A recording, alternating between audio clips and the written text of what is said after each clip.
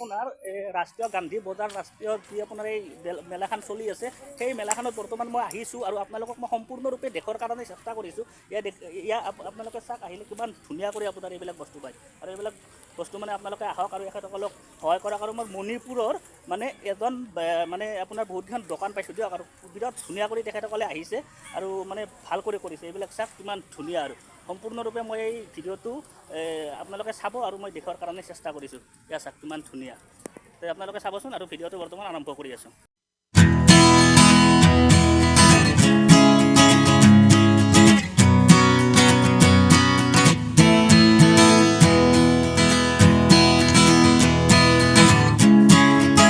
आप कहाँ से है?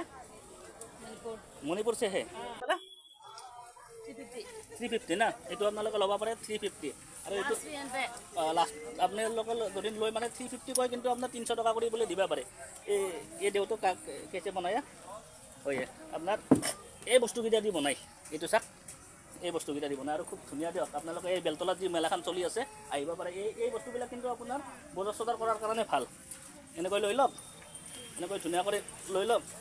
ऐसे लेता है ना, ऐसे लेता है ना, कितना है इसका? हाँ, क्या नाम है इसका? শামীম বানু। শামীম বানু, মই নামে শুনা নাই। এইটো বোলে আপোনাৰ শামীম বানু। আপোনালোকে আহিবচোন, এই বেলতলাৰ বজাৰখনত এই বাইদেউজনী আছে। আপোনাৰ মণিপুৰৰ পৰাই দিছে, মানে অলপ মানুহ কম হৈ আছে, কিন্তু আপোনাৰ সন্ধিয়া হয় বোলে মানুহ। ক'লা এইবেলা V20, এইটো আপোনাৰ 20 টকা যিকোনো লয়। আৰু একদম পূৰা চেম টু চেম দোকানখন মই আপোনালোকক দেখাই দি আছোঁ। চাওক আহক আৰু এখেতসকলক আপোনালোকে সঁহাৰি জনাওক আৰু